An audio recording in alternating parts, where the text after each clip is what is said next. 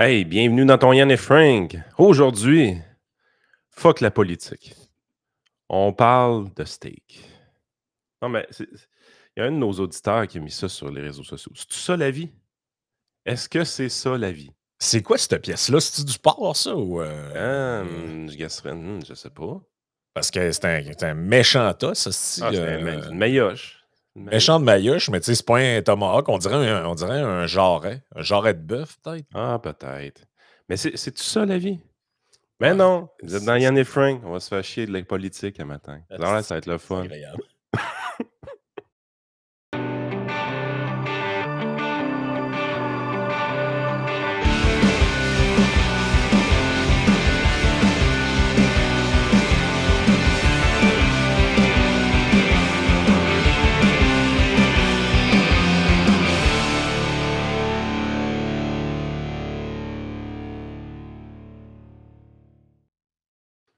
Bon, on doit bien avoir micro-agressé un VG pâté là, qui écoute. Là. Un VG pâté. Ah, est-ce que ce monde-là m'énerve? Pas les gens qui choisissent d'être végé ou vegan parce que c'est leur choix, là, mais ceux qui écœurent tout le monde avec ça. Là. Eux autres, ils sont micro-agressés par la viande, mon gars. Là, c'est ah, mon Dieu, pourquoi vous montrez ça? Ou vous voulez vous montrer votre masculinité toxique en montrant votre viande? Pétro-masculinité. Ouais. Il y a Ça, du c'est. gaz là-dedans, là. Ça, j'ai manqué ça hein, pendant mes vacances. Ah, t'as pas manqué grand-chose, je pense. C'est parce que moi, j'étais. Je sais plus où j'étais à ce moment-là. Mais maintenant, j'ai ouvert Twitter pour voir si j'avais des messages privés parce que j'ai comme des fois des invitations pour le podcast en pending là-dessus. Fait que là, je me dis, ben, si quelqu'un me répond, on va quand même aller voir. Tu sais. Puis quand je l'ai ouvert, c'était un post de Dominique Moret qui retweetait une vidéo d'un gars au gaz bar qui se rentrait le truc dans le cul. Puis il demandait si c'était ça la pétromasculinité. Fait que là, j'ai dit non, moi, j'ai manqué de quoi pendant cette semaine-là, puis j'ai pas envie, pas en tout, de savoir le pourquoi du comment. En tout cas, de la pétromasculinité, Frank, ce n'est pas ça. Des véhicules électriques, des motos électriques. Rien de mieux que commencer l'été qu'un essai de moto électrique. Une belle expérience avec José Boisjoli, Thomas Hure et André Gilbert, 2 modèles de BRP seront disponibles dès 2025. Asti de Fitzgibbon, ça sent-tu la subvention, cette affaire-là? Et que ça sent la subvention. Comment ça a été, Taiga, Fitz? Lui, il s'est assis sur la moto, mais il en a pas fait, là. Non, mais là, voyons. là, on va arrêter, là. Non, c'est quoi cette affaire? On va arrêter, là. Lui, à tout ce qui touche, ça se transforme en cochonnerie. Moi, je toucherais pas à ça pour. C'est sûr que si lui met de l'argent là-dedans, c'est que c'est going down to zero. Absolute zero. Écoute, peut-être en callback sur ce que Jérôme Blanchet-Gravel nous a jasé jeudi passé. Finalement, bon, sa prédiction qui était quand même pas une prédiction trop difficile, mais c'est avéré.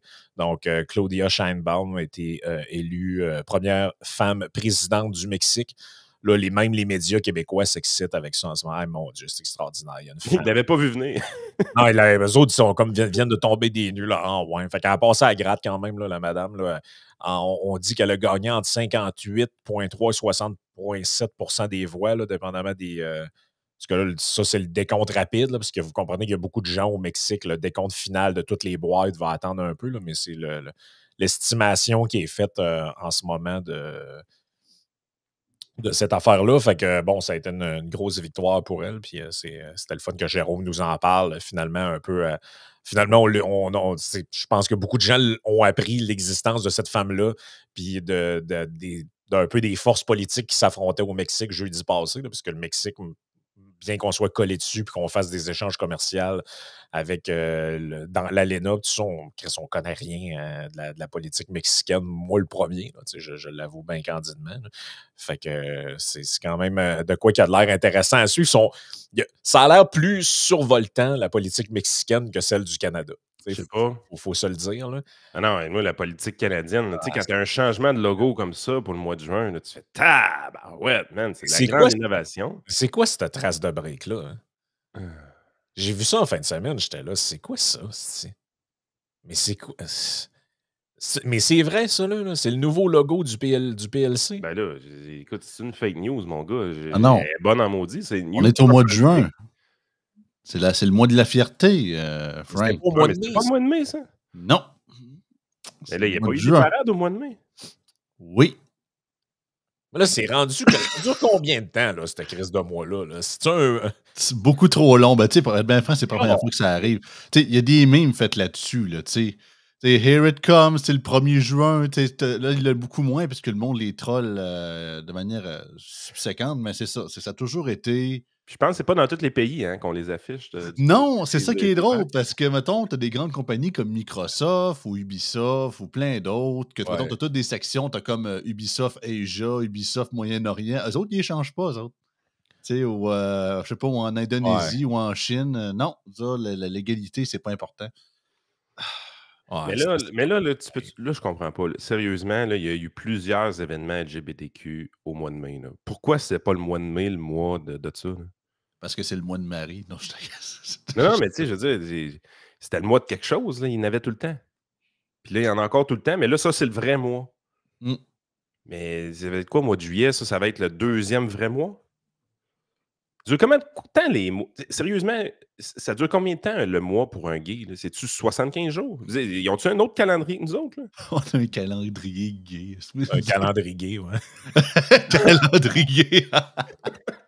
Non, mais là, Ah, mais ça faut s'arrêter maintenant. Là.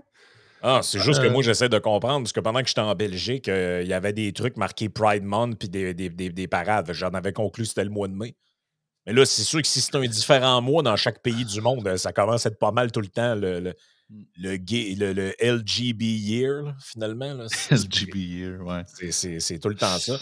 Ouais. Hey, écoute, Yann, je t'avais pas vendu la mèche quand même parce que je voulais garder ça en surprise, mais ce que je t'ai dit au début, il faut qu'on parle de l'histoire de Donald Trump, mais c'est parce qu'il y a quelque chose quand même d'assez succulent relié à ça. C'est que, bon, là, les gens l'ont vu, là. Résumons les faits très rapidement. Là. Il y a une porn star qui s'appelle Stormy Daniel. Okay, son vrai nom, je ne me rappelle plus c'est quoi, là, mais les intimés l'appellent Horseface.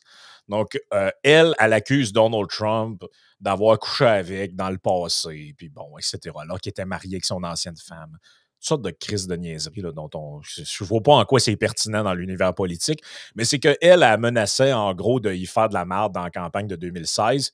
Et lui, il a demandé à quelqu'un dans son staff, faites-y un chèque qu'elle se ferme la boîte. Finalement, le chèque ne devait pas être assez gros parce qu'elle ne s'est pas fermée à la boîte.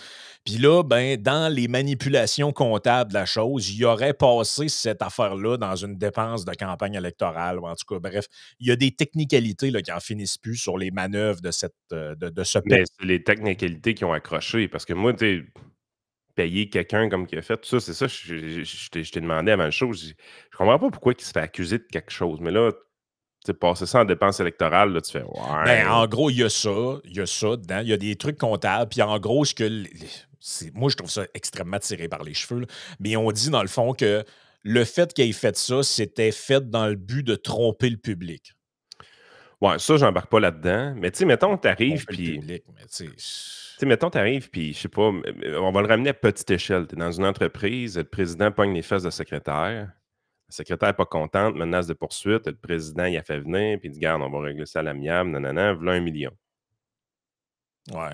Ben, tu sais, c'est sûr que si ça finit dans les dépenses de la compagnie, puis qu'en bout de ligne, c'est comme une déduction d'impôt, tout ça, ben, c'est malaisant, là. Tu te dis, attends un peu, là, ça marche pas, ça, là. Tu peux pas passer ça comme dépense de compagnie, le fait que tu aies donné 1 million à une secrétaire parce que tu as pogné les fesses. Tu sais, je veux dire, je comprends un peu l'idée, mais là, dans ma tête, ça tape peu. Il y a eu quelque chose à se faire taper ses doigts, mais est-ce que c'est criminel? Moi, c'est le bout où est-ce que j'accroche aussi. Là. Je veux dire, j'enverrais pas en prison quelqu'un pour avoir fait ça non plus. Là. Mais je veux dire, qu'il y ait une amende ou quelque chose, correct. Là. Mais en gros, le vrai truc dont il est accusé, c'est ce point précis-là. Là, c'est la falsifying business record in the first degree. Donc, si on dit c'est une personne qui est coupable de falsification de dossiers commerciaux au premier degré lorsqu'il commet le délit de falsification de registres commerciaux et lorsque son intention est de frauder inclut une intention de commettre un autre crime ou pour dissimuler sa commission.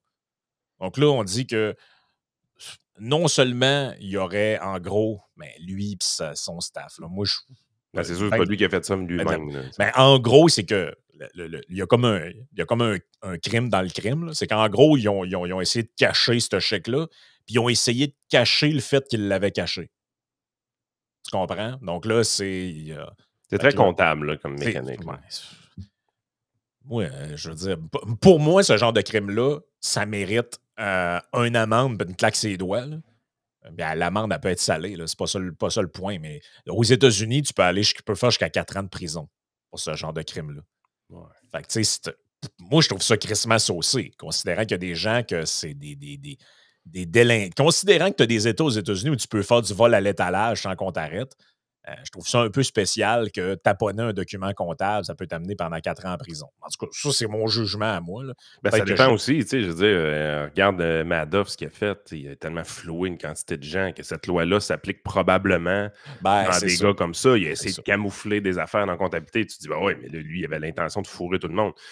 T'sais, Trump, son intention, c'était comme de cacher une histoire gênante. Tu sais, je veux dire, Chris, à un moment donné, là... C'est ça. Sauf que là, comme tu peux t'en douter, c'était le party là, dans les médias, notamment québécois. Ben oui. Quand le jury s'est prononcé, déclaré il est coupable sur les 34, je pense, chefs d'accusation, il y avait un party.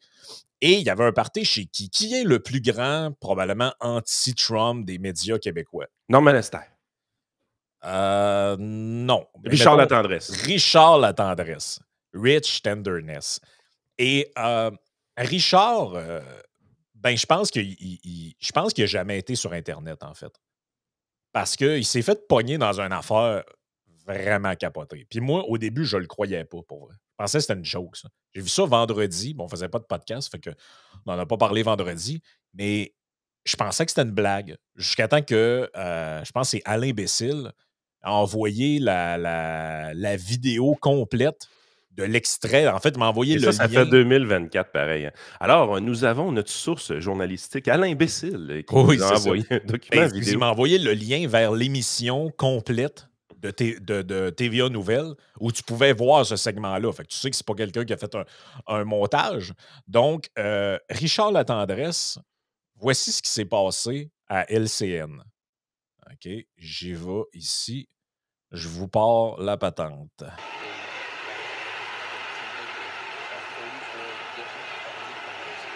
C'est quand même assez extraordinaire que la vie politique américaine puisse s'inspirer de telles réactions. Ce ne sont pas des images des Canadiens, du Canadien qui remporte la Coupe Stanley en 93. Ces gens-là écoutaient CNN et ils ont appris en écoutant sur grand écran Jake Tapper, l'animateur de CNN, que Donald Trump avait été reconnu coupable. Ouais, c'est ça. Hein? Ça, c'est la vraie vidéo.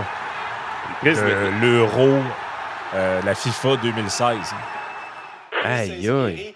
De telles réactions. Tu vois bien que c'est fait. Mais check le montage. Ils écoutaient CNN et ils ont appris en écoutant sur grand écran Jake Tapper, l'animateur de CNN.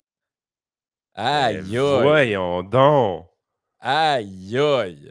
Mais c'était évident que c'était fake. Il me semble, ça me sautait aux yeux. Je l'avais pas vu le vidéo, mais ça me sautait aux yeux tout de suite. Tu voyais le contour qui était fucked up. Puis, tu voyais bien que tu étais dans un bar sportif aussi. Là. Je disais...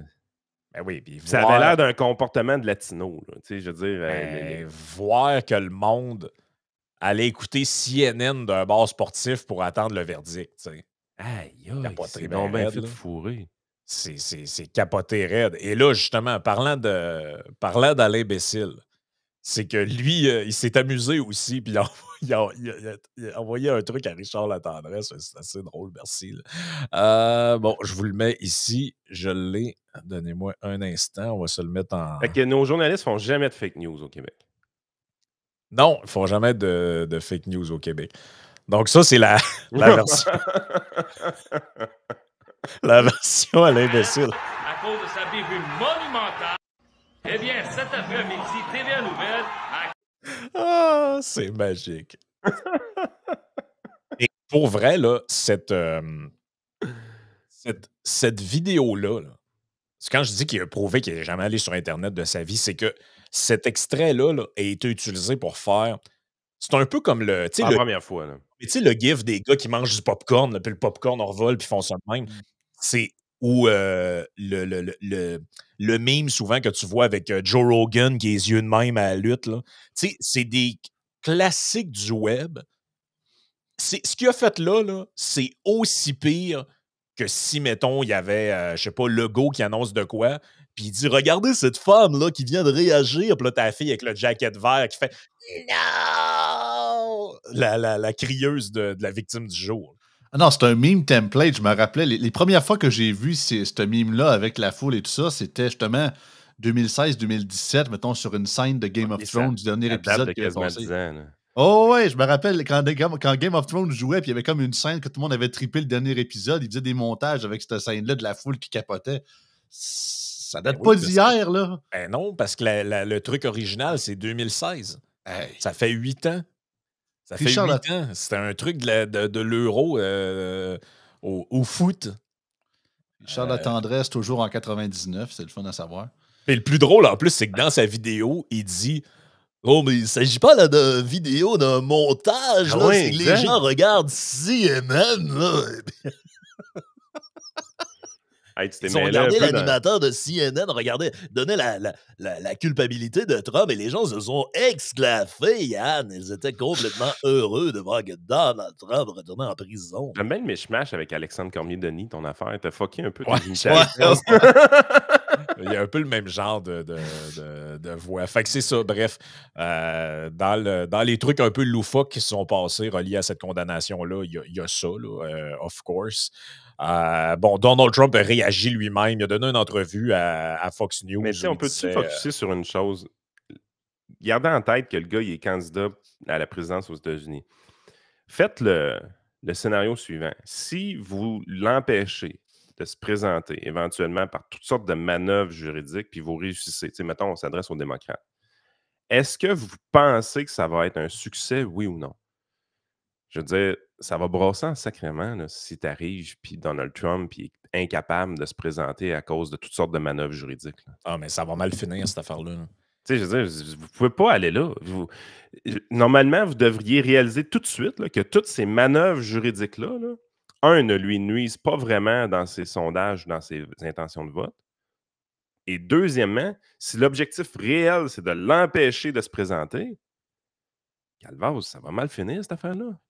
Ben, d'autant plus qu'il y avait un article dans le National Post ce matin, puis je l'ai vu aussi sur d'autres médias américains. Tu vois, ça disait « Republican join Trump attack on justice system and campaign of vengeance after guilty verdict ».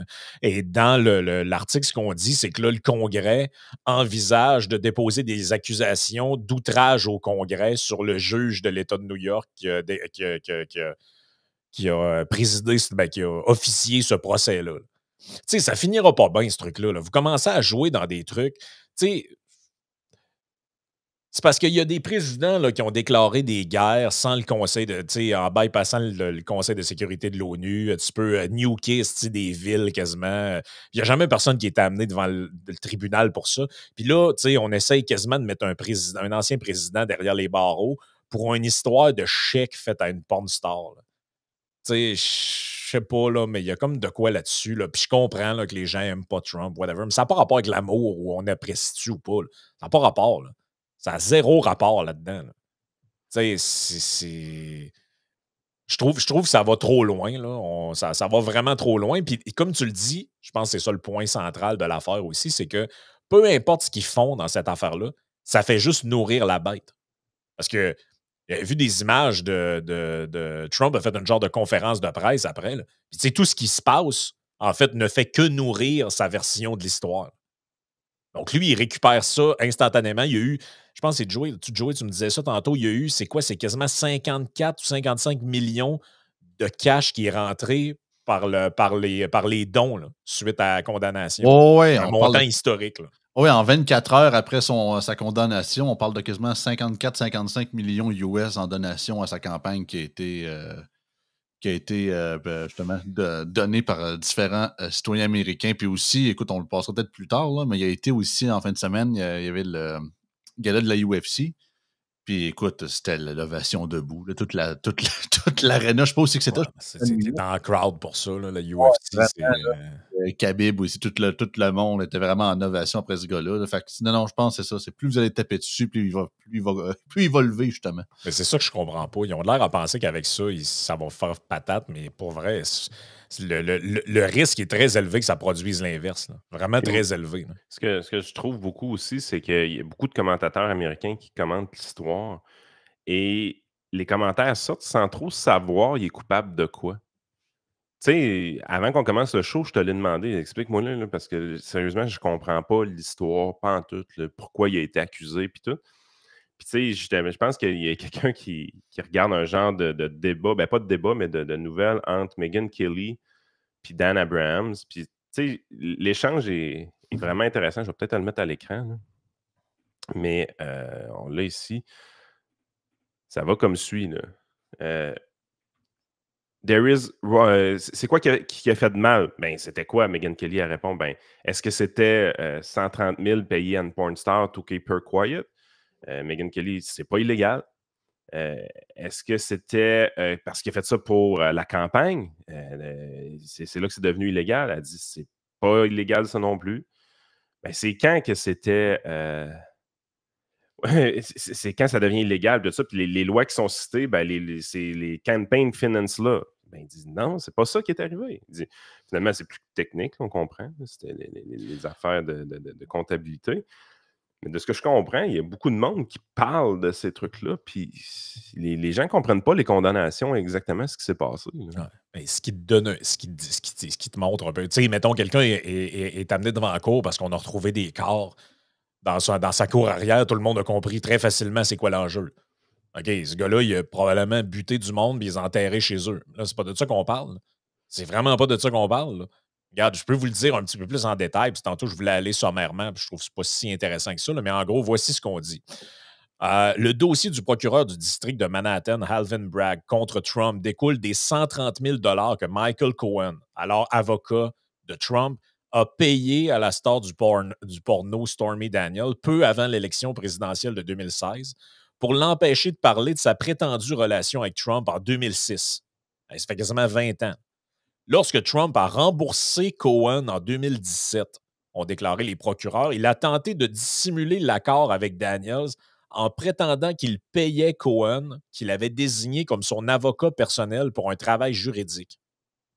Fait qu'en gros, le chèque à Stormy Daniels de 130 000 $, il a été indiqué dans les livres comptables, de ce qu'on comprend, comme une dépense d'avocat. Oui, mais tu sais, c'est borderline, là. C'est vraiment borderline. Est-ce que tu mets ça dans des dépenses déductibles d'entreprise? Moi, je pense que c'est plus les lois sur l'impôt qui gossent dans ma tête. Là. Excuse, est-ce que c'est vraiment une dépense pour conduire de la business? C'est spécial. Ce bout-là est spécial. Ben oui, c'est spécial. Le véritable, ce qu'on dit dans l'article de Reason, qui résume un peu tous les faits, le véritable problème pour l'accusation était de prouver que Trump avait falsifié des documents commerciaux dans l'intention de commettre un autre crime ou d'aider ou de dissimuler sa commission. Donc, l'extrait de la... Ça, c'est là que je trouve que c'est tiré par les cheveux. Ça, c'est ce qu'on appelle la violation de l'article 1752 du genre de code criminel américain, essentiellement. Et là, on dit que c'est une disposition obscure et peu utilisée de la loi électorale de New York. Non, ben là, donc, regarde. l'article 1752 considère comme un délit le fait pour 2 personnes ou plus de conspirer pour promouvoir ou empêcher l'élection de toute personne à une fonction publique par des moyens illégaux. Et ben écoute, tu vois, là, je pense que la phrase clé dans cette histoire-là, c'est la chose suivante. Si tu fais une interprétation très stricte de la loi qui existe, tu es capable de condamner Trump et tout ça. Le bug que j'ai, c'est le suivant. Pourquoi c'est jamais utilisé? Parce que sérieusement, là, pensez-vous réellement que c'est le premier à faire ça? Là? Ben, tous les dirigeants de ce monde, qu'il y a quelqu'un maintenant qui a dit « Hey, j'ai couché avec, voici mon livre ». Les dirigeants, les vedettes, pas les vedettes, les rockstars, les joueurs de baseball, les joueurs de hockey, les joueurs de football, tu sais, je veux dire, On serait surpris d'apprendre que la madame là, qui avait écrit le livre sur François Hollande, là, son ancienne maîtresse, là, Valérie Trailleur, pas tant de choses, là. On serait surpris d'apprendre que l'équipe de François Hollande a essayé d'y faire un chèque pour qu'elle ne sorte pas son livre. Non, je ne sais pas si c'est arrivé, mais il y a sûrement quelqu'un qui y a pensé là-dedans. Ben, en fait, c'est ça le bug. C'est qu'à un moment donné, tu es là. Puis je pense que c'est là qu'on voit aussi c'est quoi peut amener une surréglementation. Tu sais, si on sort un peu du cas de Trump, tu as une loi qui existe un peu obscure dans les lois de financement de campagne électorale de New York, qui n'est jamais utilisée, mais que là, soudainement, quand on veut venir nuire à quelqu'un, là, on gratte puis on gratte. Tu sais, il y a des ressources financières incroyables qui ont été mises en place pour nuire à Donald Trump au niveau juridique. Ça a été ça la stratégie démocrate. Ils ont dit, depuis longtemps, ils se sont dit on va arrêter d'essayer de le battre de façon démocratique, on va le battre de façon judiciaire. Fait que là, il y a un intérêt à mettre une tonne de ressources pour aller gratter toutes les lois un peu obscures qui auraient pu enfreindre. Puis là, on monte un case là-dessus. Mais tu sais, je veux dire, s'il y a des lois qui traînent à quelque part et qui ne sont jamais utilisées, la vraie question à se poser, c'est pourquoi il y a des lois qui traînent à quelque part et qui ne sont jamais utilisées? Ouais. À quoi qu'ils servent? Mais on les laisse traîner, puis à un moment donné, c'est utilisé contre quelqu'un. Mais comme je te dis, quand je te dis que c'est carrément c'est un peu farfelu, là, voici ce qu'on dit un petit peu plus loin. Donc là, la première interprétation, un des premiers cas du procès, c'était lui qu'on a dit. Et ensuite, tu avais l'idée que Trump aurait facilité une violation de la loi fiscale de New York en permettant à Cohen de déclarer faussement son remboursement comme un revenu. Parce que dans le fond, ce qu'on comprend, c'est que Trump a donné 130 000 $ à Cohen. Il a dit « paye la porn star avec ». Puis, un coup qu'il l'a donné après, il a remboursé le même, de ce qu'on comprend, il aurait donné le même montant pour rembourser cette affaire-là, j'imagine, pour ses honoraires puis tout. Puis là, lui, là-dedans, il dit que... ce qu'on dit là-dedans, c'est que, dans le fond... de côté comptabilité, là, il aurait dû avoir des honoraires à Cohen. C'est ça. Puis il aurait dû avoir un chèque à Stormy Daniels. Puis finalement, ça a tout passé en honoraires à Cohen. Grosso modo, c'est ça, là. Ben, c'est ça. L'ensemble du montant a été donné à Cohen, ça a passé en dépenses d'entreprise, voici des frais légaux, puis dans les livres de Trump, Stormy Daniels n'apparaît pas nulle part. Là, on dit le juge a noté qu'il est illégal de soumettre des informations matériellement fausses ou frauduleuses en relation avec toute déclaration, que ces informations profitent ou non aux contribuables. En mettant de côté cette définition contre-intuitive de la fraude fiscale, cette théorie exigeait de croire que Trump, lorsqu'il remboursait Cohen, non seulement envisageait ce qui se passerait lorsque Cohen soumettrait ses déclarations l'année suivante, mais pensait également que des moyens illégaux influenceraient d'une manière ou d'une autre une élection qui aurait lieu ou déjà arrivé. La logique ici est difficile à suivre. Donc, tu sais, c'est un peu du n'importe quoi. Et là, ça donne Donald Trump qui commente l'événement, mais voici ce que ça a de l'air. We're dealing with a corrupt government. We have a corrupt country. Our elections are corrupt. Our borders are open. Our borders are going to be closed very soon. November 5th is going to be the most important day in the history of our country.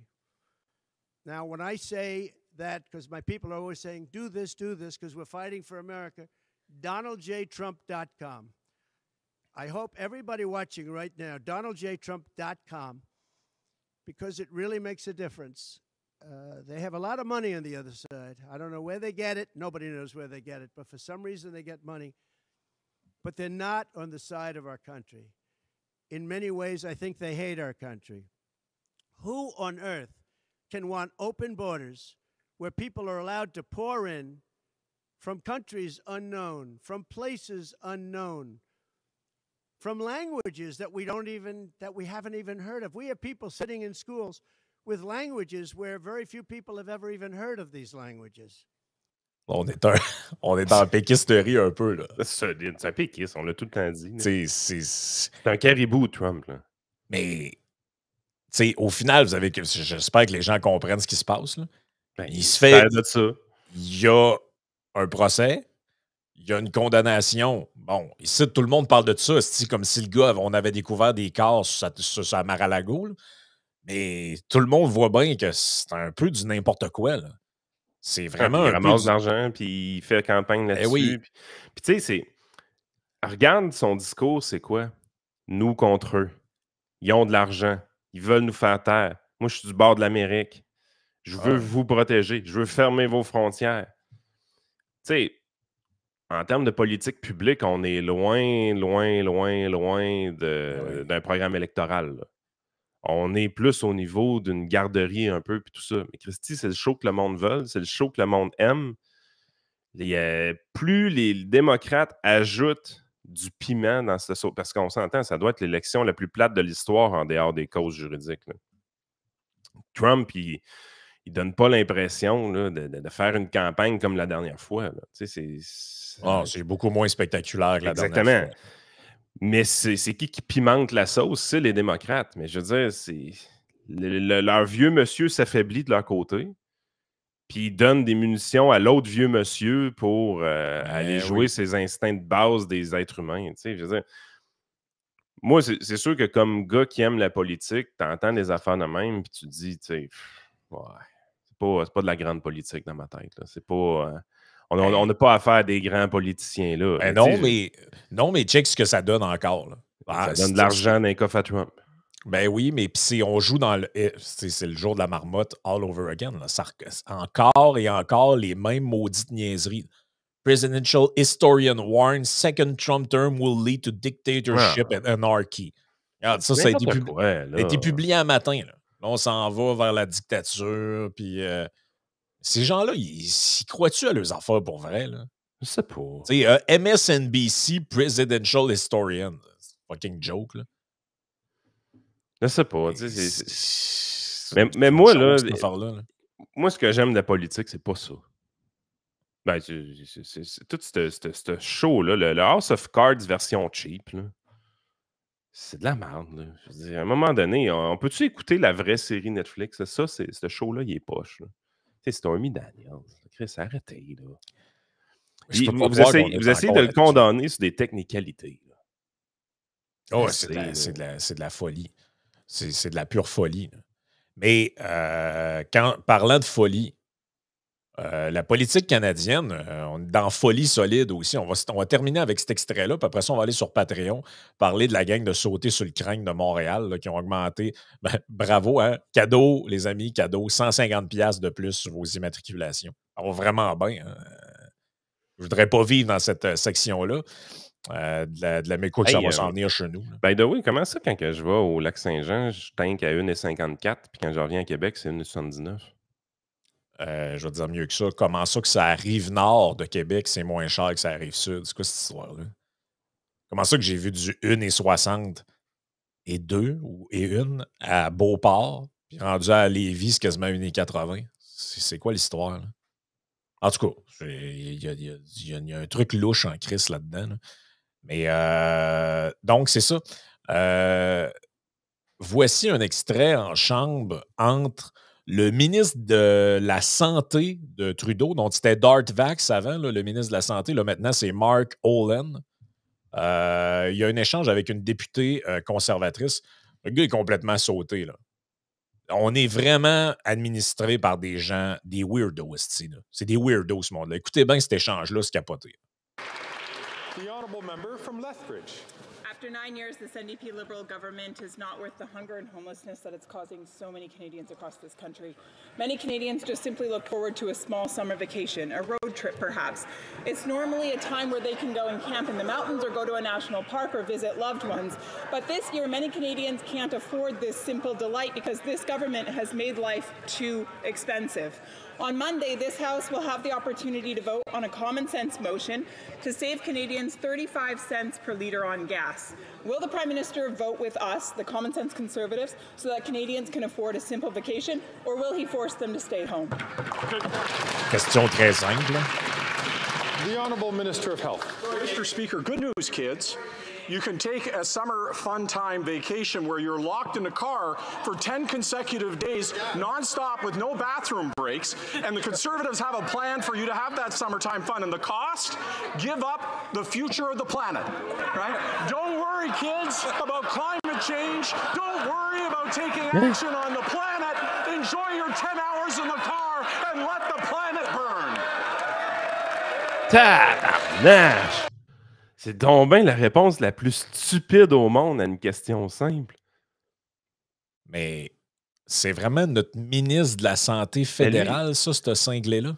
Ils méprisent en asti les familles qui font des road trips. C'est genre, la fille, ce qu'elle explique, il y en a qui veulent faire des road trips, nanana, ils veulent avoir une petite vacation, mais là, ils ne pourront pas parce que le prix du gaz est trop élevé. Est-ce qu'ils peuvent voter pour nous autres pour baisser le prix du gaz de 30-35 cents la semaine prochaine? Un congé de taxes pour la période estivale. C'est ça la motion. C'est une question où est-ce qu'on passe tous les buzzwords, tous les mots-clés, on prépare la campagne électorale. Je comprends tout ce game-là.